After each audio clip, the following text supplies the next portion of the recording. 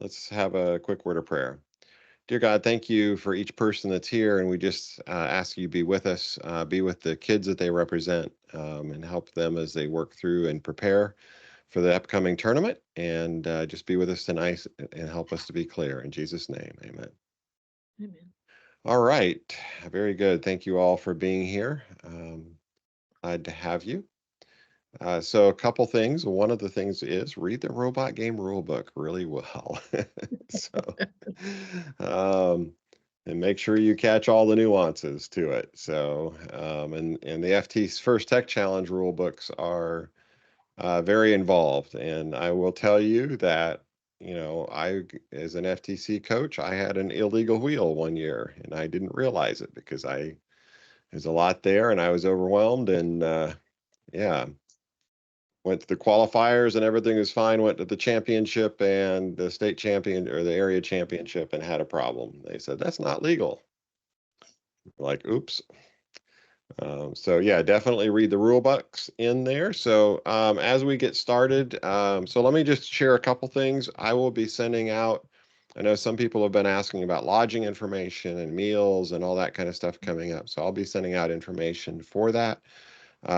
Forest Lake Academy dorms are available. They are $20 a person per night this year, so they are more expensive. And no, there's no linens, of course, with that. There's area hotels. We will have meals on Sabbath and Sunday. So there'll be a Sabbath breakfast, Sabbath lunch, Sabbath supper, and then Sunday breakfast lunch if you choose to do that. A lot of teams, there's many churches in the area to choose from. A lot of different varieties depending on what you're interested in and the kind of culture you want for a church. There's quite a wide range of churches in the area. So feel free to do that. I know a lot of teams like to go out to the beach and have their own worship service out there, and that's fantastic as well. So enjoy whatever works for you and your team. Enjoy that time. We will have a Vespers, and we'll put all this out in writing as well. We will do a Vespers Saturday night. And then Saturday night, we will start right after Vespers. We will be doing we'll have inspection, robot inspection and field inspection. In the back of Game Manual Part 1 are those checklists. Please make sure you're going through that. That's something we say every time. So, because the number one frustrating thing is, we don't want you to come to the tournament and we don't want to have you turn away. We will do everything we can to get you legal to where you can do that. But the better prepared you are and the more you have gone through, I would have your kids start going through that checklist now. Even if your robot's not complete, you're still working on things. Have them go through it and see what's ready, what's not ready, because the more aware they are of it, I would make that maybe every week or every other week, just an exercise saying, hey, let's go through the robot inspection checklist. Let's make sure we've got what we have because every year there's teams that come and they are not prepared for that. And we will do everything you can because if you've traveled here, we don't want to send you back home. But unlike First Lego League, where we're talking about, before we started the recording here, where we're able to make some exceptions. There are some things we can't make exceptions on First Tech Challenge because it's not just a rule issue; it's also a safety issue. So, and there are things that are there. The other thing that is really important is safety glasses. You must have safety glasses in the pits. You must be wearing, anyone in the pit area must be wearing safety glasses, and they must be wearing closed toe and closed heeled shoes. So if you have, flip flops don't count, don't work. Sandals don't count. It's got to be fully enclosed shoes. No Again, Crocs. yeah, no Crocs, nothing with holes, big holes in them, that kind of thing. They'd be regular shoes. And that's just a safety. It's safety because there's sharp, pointy things and things fall off tables and robots go berserk and that kind of stuff. And it is a hazard there. So we will have somebody there watching, and if you're not wearing safety glasses, we'll start grumping at you. And if it becomes a real problem, that comes into gracious professionalism, which can affect a lot of things. So definitely wear that safety glasses in the pits and the competition area. If you're in the audience area, you don't have to have them. But in the pits and the competition field area, you have to have safety glasses, and you must have closed-toed and closed-heeled shoes. So make sure you have that. So um, those are important. The other thing that, so if you don't have those, you can't, you can't be in there. It's kind of a no show, no go kind of thing. Inspection checklists are a no go kind of thing. If you don't pass that, everybody has to pass those. The other thing that's a no-go kind of situation is your team rosters. So I'm going to switch here. Let me just I'm going to share my screen here and go through this. And we go through this every time. And you know what they say about teachers when they repeat themselves? That means it's because it's very important. So when you go to let me go back out. When you go to your first dashboard, let me come back here, get back in. Okay, when you come to your first dashboard and log in, you will have your teams here. Once I log in, I will anyway.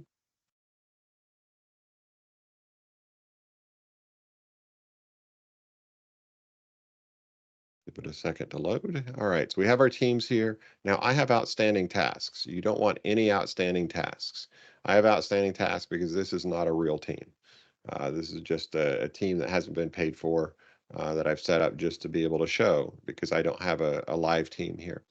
So do make sure you have no outstanding tasks. Also look up by your name in the top right-hand corner. There shouldn't be anything red here. All this should be clear like this, and you should be good to go. In this case, I haven't paid for this team, so I'm missing a payment, and I'm missing a second coach. I'm listed as one coach. I'm cleared, but you must have two coaches that are cleared. Now, both coaches don't have to be at all the meetings. It could be another co-teacher, it could be a parent, it could be somebody associated, but you must have two coaches that have gone through the youth protection screening. Once you've done that, then you can come to your youth members here in your team roster, team contacts and roster area, and you can click on this, and this new express enrollment is brand new. Once you have that, this QR code link will be here, and you can generate a QR code. You can send that home to your parents. Your parents can take a picture of that QR, scan that QR code with their phone and bring up a page. And within, I think it's only like two screens, something like that, is very quick to be able to get their consent forms taken care of. Once you have them all on your roster, you'll have at the bottom, you'll be able to accept them into your roster. Let me see if I can go all the way to the bottom here. They'll be here in pending, and you can accept them in as onto your roster. Once you have everybody on your roster, you go to this printable roster button right here. And again, I can't do it because I don't have my second coach. Click on that, print that out, bring that with you. That is an absolute must-have to be able to participate. You don't have to have, you just have to have it when you check in. So if you don't have it, again, this is an area that if you can take care of this ahead of time and bring it with you, it reduces your stress the day of the tournament, because this is one of the areas that's stressful. And if you don't have it, we're going to say, hey, we'll help you get it printed. How can we get it for you? But you have to have that done. And all of your team members must be on that roster, because that is a consent for the tournament. Now, you may have an additional permission slip for travel or whatever. That's fine. That's something completely different than this consent and release. The parents have to sign it in order for them to go onto this roster. So anyway, take a look at that. Make sure those are some kind of no-go things. So when you check in on Saturday night, you'll provide your roster. You'll go to your pit area, and you will go through your robot inspection and field inspections. There will be a kind of a status board of all the teams that will show whether each of the areas you have to do when you're checked in, when you have your rosters taken care of. All of that will be there and be ready. So once you anyway go through that process and get that done. Um, so um, anyway, make sure all that's done. Then Saturday night you go through that. Sunday morning, then you'll have judging. You'll go before the judges, and we'll talk about that in just a little bit. And you'll have 15 minutes with the judges. Correct me if I'm wrong with that. I think that's the correct amount of time.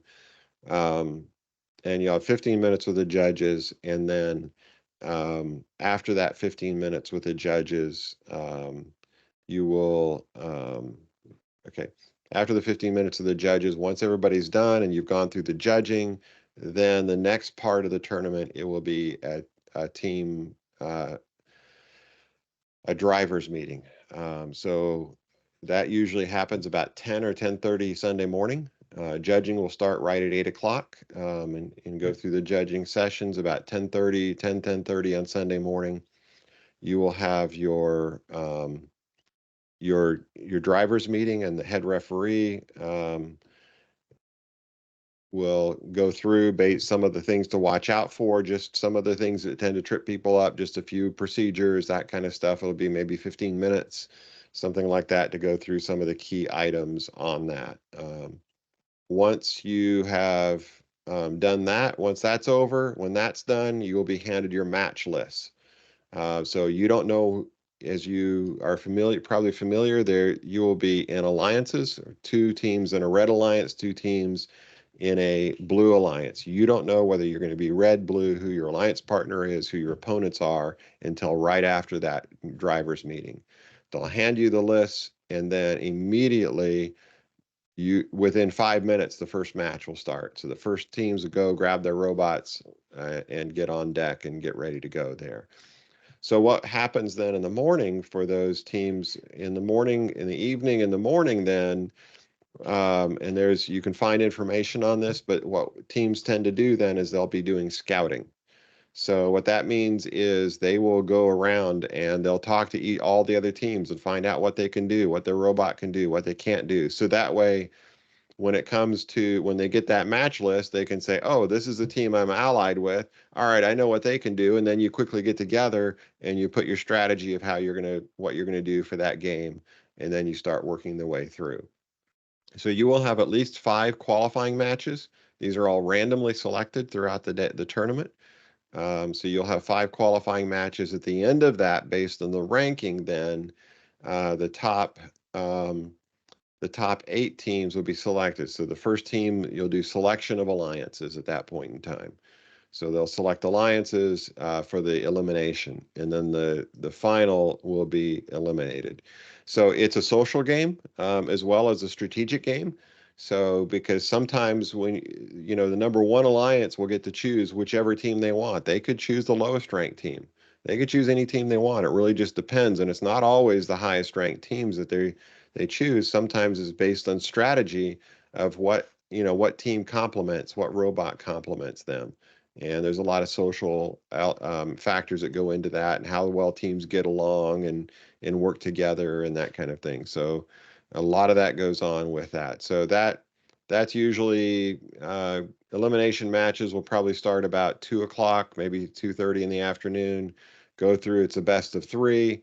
So there'll be elimination matches down to where we have a winning alliance, and then as soon as that's over, there'll be a little bit of a break for teardown, and then we'll have the award ceremony. I would expect the day to go probably until at least 5 or 6 o'clock in the evening to be done, is what I would kind of plan on for that.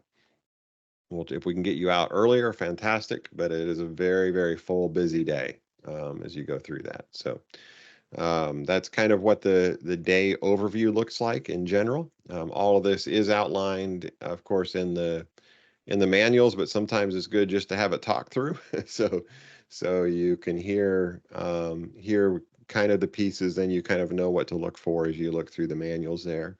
And there will be teams with experience and rookie teams, and so all kinds of different teams. So, and sometimes rookie teams do really well. Sometimes advanced teams don't do that.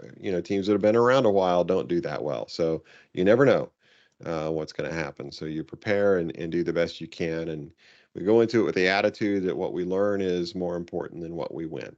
And so it's really about learning. Winning is, of course, we love to win. That's a great thing, but winning is icing on the cake for that. All right. So with that, I'm going to go ahead and stop sharing my screen here just a little bit. Fiona is our judge advisor for our first Tech Challenge tournament. And Fiona, what would you like to share regarding judging and preparing for judging? Okay. Okay, can you hear me? Yes. Great. Okay, so I wanted to just start by reiterating what Mel said about safety glasses are really important because that's safety. I recommend, like Mel said, he recommends that you start looking through the inspection sheets now so that the students are good at the inspection sheets and they know what they still have to work on. Likewise, do that with the safety glasses. If you're not already wearing your safety glasses when you're working on the robot and running the robot, start doing that now.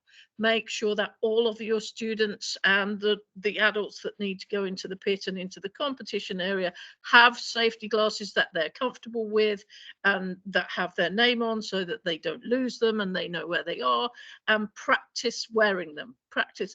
Last year, I was the safety glass police at the outside of the pit area, and I was upsetting people by making them go back to their vans to put their safety glasses on. This is very important. It's a safety issue, but I would love it if you if you walk in with all of your students in their safety glasses or with your safety glasses being in somebody's hand, then none of us have to fuss you about it. Okay. So let me just add a couple things with that. Just to, one kind of funny thing we'll tell you is that is safety glasses don't do any good if they're protecting the top of your head. That's not Yes. wearing them. The other pro tip for that is get good quality ones. Don't get the cheapest ones you can. Because the cheaper the safety glasses, sometimes the lenses aren't quite as smooth and even. So Safety Glasses USA is a website you can go to. I would recommend spending, $10 or so on it. Maybe you have the kids get their own or something like that. If they get their own, then they're more likely to keep track of them and do that. But spend a little bit more on safety glasses and what you can get really cheap ones at Home Depot or Lowe's or someplace like that. But the optics, if you're wearing them all day, if you wear them for 15, 20 minutes, it's not a problem. But when you wear them all day, if the optics aren't really good, if the lenses aren't good quality, sometimes it can just be tiring on the eyes. So that would be just a little bit of a pro tip there. If you wear glasses, you can get the side shields for them. That's what I do with that. But you don't get the really flimsy plastic ones. You have to get the ANSI certified ones there. So they're heavier. They are plastic, but they're heavier plastic to go on the side. So that's what I wear. Or you can also get safety glasses that'll go over top of your existing glasses. Either one are just fine. They make some that'll go over top of glasses, whatever works for you. But just glasses by themselves, like my glasses here, they are not enough. I have to have the side shields on them as well. Anti-fog wipes can be a good thing to have if that's something that you have problems with. That can especially happen if any of your students wear masks. If you wear a mask and glasses at the same time, safety glasses at the same time, fogging tends to be a thing. All right. And I have an example of example of my new glasses with my new. These are the swanky ones that you get if you have a John Deere mentor. John Deere gives teams that they sponsor safety glasses. And these ones are comfortable and I can see through them and they don't give me a headache. Now, several sets have given me headaches. So, yeah. Okay, that's our safety glass information. Okay, so I'm going to talk through the judging time period. So we start judging early on Saturday morning, but on Sunday morning. Sunday morning. On Saturday evening, when you first arrive and you check in and you give in your roster, and then you go into the pit area and you start working on your robot and getting ready to be inspected, we would also like you to give in your portfolio. And that includes the control award if you have one. I would like to push for that as much as possible because then that gives my judges time to scan through them before the interviews on Sunday morning. But that does mean that you need to come with a printed copy of your engineering portfolio. So I'm recommending that you write that on the list so that that works out. Most teams last year did manage that, but there were a couple of teams that were not expecting that and had to go back to the hotel to print them off and that sort of thing. So let's see if we can make that work this year. And just a quick note on the controller award, that is the one award that you must apply for to be able to be eligible for. If you don't apply for it, you're not eligible. That is correct. Now there is a form in several places. There is a form that you can. Thank you. Yeah. Game Manual 1. I think it's part 2 actually for that one, because it includes the field on it. I'll check, but I think it's 1. Let me. Yeah, I'm looking now. And you don't have to use that form, but you do have to answer the questions on that form, and you can only use 2 pages. So whatever you. Appendix E, Game Manual 1, page 71. Appendix E. But yeah, sorry, Fiona, you maybe. No worries. If you want to use that form, you are welcome to use that form. If you would prefer to write your own control award, that's fine too, but maximum of 2 pages, and it needs to answer the questions that are on the form. So maybe the best thing to do is use the form. Okay, so I wanted to talk about that. Now, judging, as Mel said, they are 15-minute judge time periods. You have the first 5 minutes is an uninterrupted presentation time. Now, FTC teams do not need to do a presentation. They can just go into the judging interview and have the judges ask them questions for the whole time period. But I like to say, if you present for the first 5 minutes, then you tell the judges what you want them to know. You can focus on the bits of FTC that have worked best for you and that you have enjoyed the most. And that, if you're doing an interview, you plan to say certain things to put yourself in the best light. And I strongly recommend that the teams, even the rookie teams, do a presentation. Practice the presentation often enough to know that it's 5 minutes. It is actually essential that it's 5 minutes. Beyond 5 minutes, you are stressing the judges because they don't want to cut you off, but they do have to cut you off because we need to do the judging sessions so that they're equitable. And it's not equitable if one team presents for 5 minutes and another one for 10. So practice your presentation so it's 5 minutes, and then the judges will ask questions, and they will ask a lot of different sorts of questions. Encourage the team to practice questions as well, to be used to answering questions effectively, particularly if it's a big team. With FTC, teams do not need to send all of their students into the judging room, but I do strongly recommend that they do. The judges want to see the whole team. They want to see how they work together. They want to hear from everybody. Yes, if you've got a team of 15 students and you've got 5 minutes, that's not very long each, but you can make it work. They can make it work. They can have a happy time working out who's going to say what and how they're going to fit it all in. And then maybe they don't all talk in the 5 minutes, but the people who don't talk in the 5 minutes are the ones that answer the first questions. Lots of different ways of doing it. But what I'm advocating for is some preparation, practice. Start practicing now. It is good for them to practice for you, but it's better for them to practice for not you.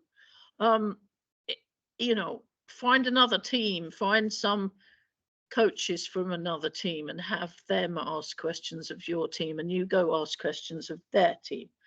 All of these things can help the students with their practicing for judging. Okay, so that was my most important bits. Portfolio, let me talk about portfolio. This is another thing that if you haven't started it, now is the time to start it. You know, or yesterday. So the portfolio is 15 pages and a cover page. It's important to have your team number on your cover page. It is also quite useful to have your team name on your cover page. And it's useful to have numbers on the content pages. There are lots of good instructions in the manual about what to put in your portfolio and what not to put in your portfolio. The portfolio should not contain any links to anything else, because it's a hard rule of 15 pages. And it shouldn't contain last names underneath pictures of students, because that's a safety issue as well. It should have lots of good information about your robot journey and engineering and the engineering design process, and as much as possible some math and science and the various things that the students have learned, including outreach and all that sort of thing. If you can manage a team plan, that is also a useful aspect. So a team plan has some budget information. It has the goals that the team was intending to use for this year and maybe how far they got with them. It has how the team organizes itself. Do they all do everything, or do they have different sub teams that they work on? And it probably has short mini bios with perhaps pictures and only first names. And is that referred to as a business plan for the team? It can be. Yeah. If you call it a business plan, it's probably got more business and less, you know, okay. Friendly stuff. But yes, it can be. And it you don't need both. A business plan's good. Okay. So those were the things I was going to focus on. Does anybody have any questions? I do. Are the 15 pages individual pages, right? Can the portfolio be front and back, or does it have to be like one page? It can be front and back, but the 15 pages are, you know, if it's front and back, that's 7.5. Okay. Yeah. If it's front and back, each printed side counts as a page. Yes.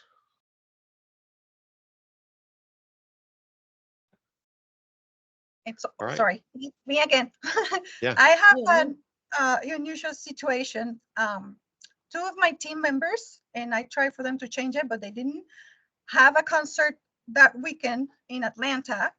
So they won't make it Saturday night for the robot inspection. Do they have to be there, or? No, they don't. You don't have, that's fine. You just have to have team members there to run it through the robot inspection. The time they really need to be there is for the judging. Most tournaments actually just run on Sunday. We always do our robot inspection Saturday night because everybody's traveling so far. If there's a problem, we want a head start on helping you solve that problem because we really want everybody to compete. So yeah, so that's why we do that Saturday night. But all that is robot inspection. That, you know, once they're inspected, they can practice. There'll be a practice field available, so they can work on their robot, do fine tuning, whatever. That's their time. The gym will be open. Usually we're there till 10 o'clock. Sometimes a little bit later, but we try to cut it off about 10, maybe 10:30 Saturday night, and give enough time for everybody to run through the inspection at least once. And if there's something you need to fix on it, then you can go back and get that fixed. Make sure these students who will be attending Saturday night can do all of the things that students need to do during inspection. Yes. In particular, if one of the ones attending the concert is like your primary programmer, make sure the other students know enough to be able to get through field inspection. So yeah, all of that. I mean, that's common sense, but I wanted to verbalize it. Thank you. All right.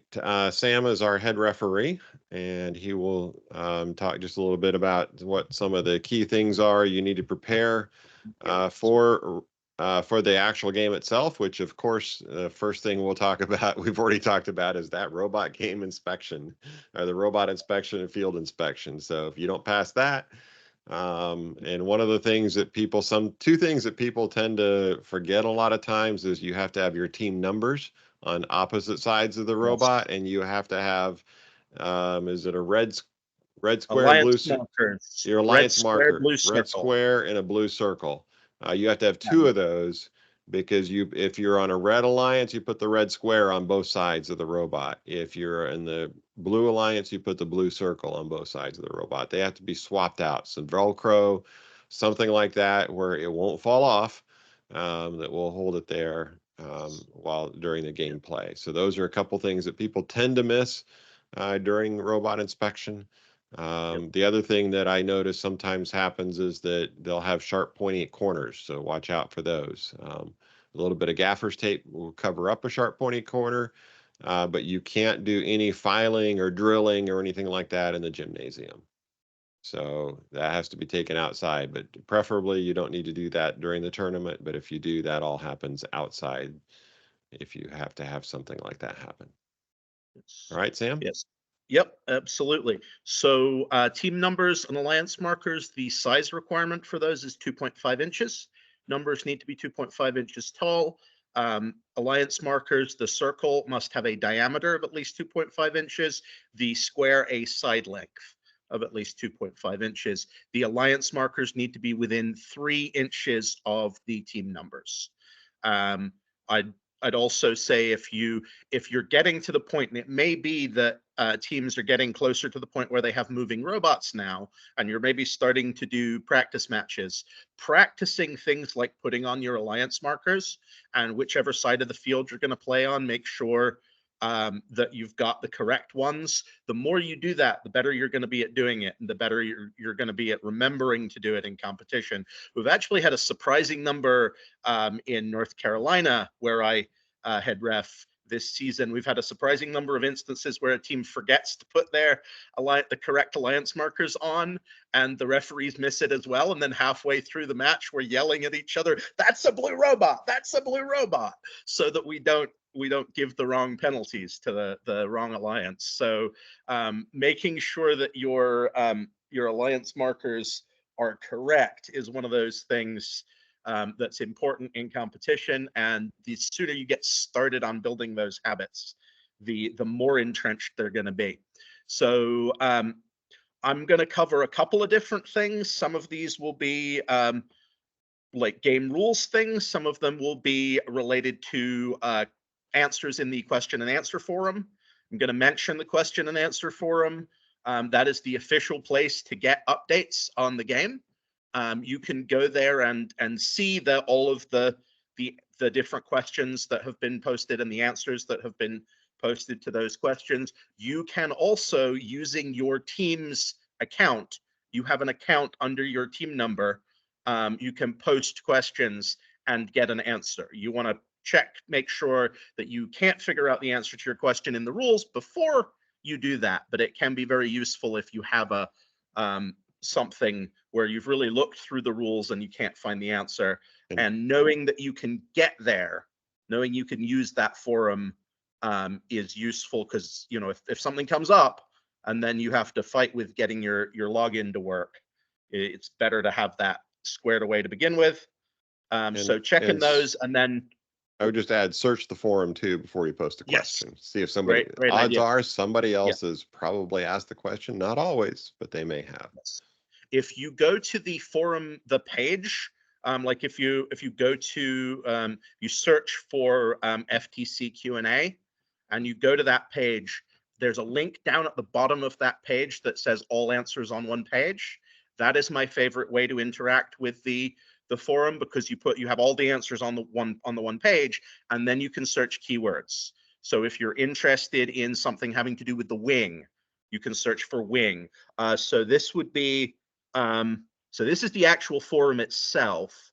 But if you go to, let me find the, so it's ftc-qa.firstinspires.org.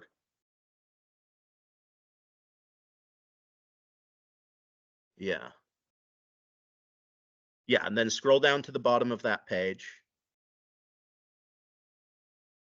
And you can see all answers on one page. There you go. Yeah. This is my preferred way to interact with it because you've got all your answers in order. And so, yeah, if you want to see pixel, we've got a lot of different things that talk about pixels. Imagine if you wanted that. to look for drone rulings, you could search for drone. And if you wanted to, sometimes a question or an answer will actually refer to a different answer. And so if you've got all of them on one page, it's easy to go find that other question or answer that's being referred to. There are quite a few to scan through. Yes, there are a chunk. So one of the ones I wanted to talk about is Q173. And that's related to, so I'm gonna just pick a couple of things to talk about today. As we get closer to the tournament, I'm gonna talk more about things that like could come up as you are, running matches and like making your robot move. So this one, though, I'll still try to focus at this point on the things that are more like design questions. So your team prop, that's the thing that you put in front of the robot at the beginning of the match, and you can use it to detect which position it's in. And then if you can put the purple pixel on the spike mark that corresponds to the team prop's position, you get points. Now, it's fine to push your team prop around during autonomous. If you bump into it, that's totally fine. However, if your team prop ends up on the other side of the field, so if you're on the red side, if your team prop ends up on the blue side, and I have seen this happen. There's a team in North Carolina who had a ball. It was like their prop was basically a ball, and they would bump into it and it would roll. It would roll across the other side of the field. Q173 clarifies that if that happens during autonomous and an opposing color robot hits your prop, you're considered to have interfered with that robot and you get a major penalty. So balls may not be your best choice as a team prop. You may want something, or maybe put a flat base on your ball so that it doesn't roll if you bump into it. So that's something I wanted to mention because it's one of those questions and answers that actually kind of changes the rules a little bit. Gives some clarification that you might not know otherwise. So then the other things I'm talking about are mainly Game Manual Part 2. And I wanted to talk about suspending real quick. So suspending and the definition of suspend could be one of those. So that's in the end game. At the end of the game, you can hang from the rigging. So the rigging is the colored bars of the truss being the structure across the middle of the field. Those colored bars are called the rigging. And the truss from which robots suspend. And you can earn points by having your robot be suspended, and that is also a definition, at the end of the match. And so what I wanted to talk about specifically, there we go. A robot is suspended when it is completely supported by the rigging, is not in contact with any other game element, robot, or the playing field floor. An incidental contact with scoring elements, the truss, another robot, or the stage door is allowed. Basically, you can touch the sides of the truss or the yellow bar, the height limiter bar, but you cannot be supported by any of those things. You can't grab onto them. You can't use those to support any of your robot's weight. So then if we go to the part of the manual that talks about the game and the end game specifically, and that'll talk about where when you can get points for suspending. So if we keep going down, yeah, there we go. So robot location. There are 2 location-based scoring opportunities. So only earn points for one of those. So either parked in the backstage or suspended from the rigging. And so robot location is scored at the end of the period. So the end of the period is defined as when the buzzer goes off. So there's a buzzer at the end of the period. That buzzer goes off. That's the end of the period. However, for the purposes of accomplishing end game tasks, the buzzer is effectively a grace period. The buzzer is 3 seconds long. So it is a significant amount of time. You could potentially be in a non-scoring position at the beginning of the buzzer and then be in a scoring position by the end. And that is okay. There's actually a QA answer that specifically talks about that with regard to suspending this season. The important thing, and we can go to G20. We go to G20 in this in the game manual part 2. That'll give us the rules about the end. So robot actions at the end of the period. There we are. So robots must park at the end of the autonomous and driver controlled periods. Robots that are not parked at the conclusion of the game sound receive a minor penalty. So as I said, if you might not be scored at the beginning of the game sound, but you've got 3 seconds to do it. In 3 seconds, a fast robot can drive all the way across the field, or potentially, drive up to the rigging and hang from it. But if you're doing that, you take a little bit of a risk. You have to be parked. Parked has a definition. It means motionless. You have to be motionless. You have to have stopped moving by the end of that game sound. So you've got that 3-second buzzer, and you can continue moving during the buzzer, but you've got to be stopped by the end. So that's important to know.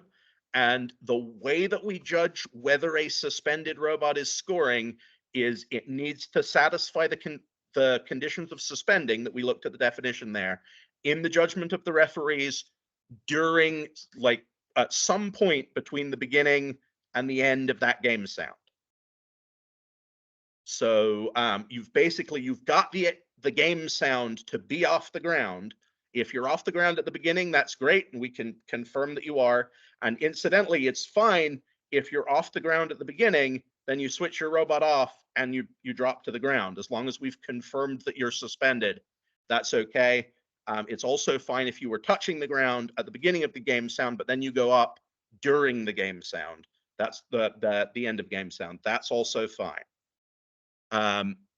So that's kind of some words on how suspending works. Did that make sense to people? Yes, good. Okay. All right, so then let's look at GS10. So GS10 talks about propelling pixels. There we go, pixel constraints. Pixels may not be propelled. Each violation of this rule results in a minor penalty. So then we'd go to the definition of propelled. Now, this is interesting because it's similar to a rule from previous seasons, which says game elements may not be launched, but propelled is not the same as launched. There's difference. So propelling, giving game elements enough force such that they move independent of contact with the robot or human player. Movement solely due to gravity is not propelling. Launching, rolling, and sliding are forms of propelling. So the difference between launching and propelling is that launching is specifically through the air or water, but that's a joke, over the playing field floor. Propelling could be along the floor. So the reason I'm mentioning this is as you design your robots, if you're planning to ever spit pixels out on the ground, like if you have a rotational intake and you're going to suck pixels in and then you're going to spit them out again, even if that's only because maybe you intake the wrong pixel or too many, you want to get them out, you want to be careful of how far the pixel goes when you spit it out. If you spit it out and it moves a long distance. And there was a question about that, and it was established that if it moves 6 inches or more than that, that's probably the referees are likely to consider that propelling. And if it was, so then there's, we've talked in the past about inadvertent and inconsequential. Inadvertent meaning you didn't mean to do it, inconsequential meaning that it didn't matter. An example of propelling a pixel that would definitely not be inconsequential is if your robot is outside the backstage and it spits out a pixel, that pixel slides independent of the robot across the line into the backstage. That scored the pixel. So that's propelling. Even if it only moved 6 inches, that's still propelling because it was definitely consequential. So you want to be careful of that. But then the other thing to be careful of is shooting it a long distance. So if you're planning to use like a rotational mechanism to outtake pixels, to push pixels out of your robot, that is something to be aware of. Then the other is if you have like a claw or anything, if you were to lose, like you pick a pixel up and then you're turning around and you lose your grip on it and it flies across the field, that's also probably propelling. On the other hand, dropping a pixel, so your robot's still and you just drop it, that is movement due to gravity. So even if it bounces and hits the floor and rolls about, that's, if you weren't moving, then that was just due to gravity. Okay, cool. And we have the definition of launching here. Then in fact, we're right where I want to be for the next thing to talk about, which is mosaics. So the definition of mosaic is right below the definition of match there. Yeah, there we go. So a mosaic, this is a way to get points when you're placing pixels on the backdrop. So a cluster of 3 non-white pixels scored on a backdrop. And there's figures in Appendix F that talks about it, but there's also some words. So a mosaic consists of 3 non-white pixels, either all the same color, so 3 green or 3 purple or 3 yellow, or each a different color. So that would be 3, 1 green, 1 purple, 1 yellow. A completed mosaic cannot be in contact with another non-white pixel. So it's 3 pixels that have to be, they're touching, and then the third, each pixel in the mosaic must be in contact with the other 2 pixels of that mosaic. So they've got to be touching each other. All 3 of them have got to be touching the other 2. So they're not in a line, they're in a cluster. And then they can't be touching any other non-white pixels. So if we want to go to Appendix F, we can see some pictures that'll help out with that. And I mentioned that because as you are looking for, yeah, here we go. So here are some mosaics. So those are pictures of legal mosaics. So D is 3 different. A is green, C is yellow, B is purple. So those are all, they're all touching each other, and they're all touching white pixels, but they're not touching any non-white pixels. I think if you continue down, there's an example of illegal. Yes. So these are non-legal mosaics. So B, those would be legal, but they're touching each other. The two mosaics are in contact, so they're not they're touching other non-white pixels. C is not legal because the 3 pixels are not touching each of the other 2. If they're in a line, they're not in a cluster. And then A is not legal because it's 1 yellow and 2 green. So knowing what a legal mosaic is and how to build those can be important because those are worth some significant extra points. We've got about 5 minutes left. That was my spiel for today. Any questions?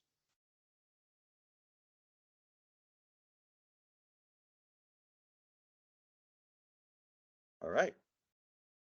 All right. Very good. Thank you very much for that. That's, I think, most of what we needed to cover tonight. I don't know if there's any general questions anybody has before we're done about anything First Tech Challenge related. We will be sending out emails in the next, probably early next week, with information on if you want to reserve hotel, well, we don't do hotels, but who to contact for dorm room reservations and information on meal reservations for that. We do Sabbath and Sunday meals, as we mentioned, so that will be available to you. I think you have all registered for the tournament, so it's very important we get that done fairly soon because we have to start buying trophies and medallions and getting geared up for that. So looking forward to a good tournament this year. Let me just share one other thing here. Let me share my screen one more thing, just kind of something to think about as you're going forward. Sometimes it's after the tournament, it's nice to know what's going on. And FTC events, I think it is. Let's check this here. So there is an FTC event page. And if you scroll all the way back down to the bottom, you will see this is the Adventist Robotics Championship Tournament. And if you click on this, you will see we have the teams are already registered. We're waiting for some more to come in. You can see the teams here. And then once the tournament is done, you'll see all the qualifying matches. In fact, you can watch this during the tournament. This actually gets updated live. So as things happen. So this can kind of be a place to check back in. And see what's there. So we currently, I think, have 12, 13 teams, I think, registered right now. We have a few more. We're waiting to get turned in, get registered, and get ready to go. But you can see what we've got there and which teams are coming. You can click on the team name there, get a little bit of information about them. So anyway, kind of an interesting thing. All the awards and everything will get posted here after the tournament. You can see all the match play information, all the details, every detail, just about every detail gets posted here on this site, and you can actually go back and see previous seasons. So here. So anyway, that's that little tidbit of information for what it's worth. So the FTC events. The scoring goes live and goes into there as the game goes along. We will be live streaming the tournament, so those who may not be able to travel, they can watch it. We will be setting that up, and of course, the scoring will be live on that website as well, so they can kind of follow along and see how the teams are doing. So, all right, any other questions? All right. Well, thank you very much. Again, we just greatly, very much appreciate what you do for your kids. We know it's a lot of hard work to work, with the First Tech Challenge teams. It's not the easiest thing to do, just because it's challenging. That's what the challenge means in the name. So we definitely appreciate what you do and the effort you put into it. In addition to running tournaments, I had an FTC team for 5 years. And so I definitely know as a coach the work and effort that goes into it, but I also have seen the great rewards the kids get out of it and how much it means to them. So again, we very much appreciate it.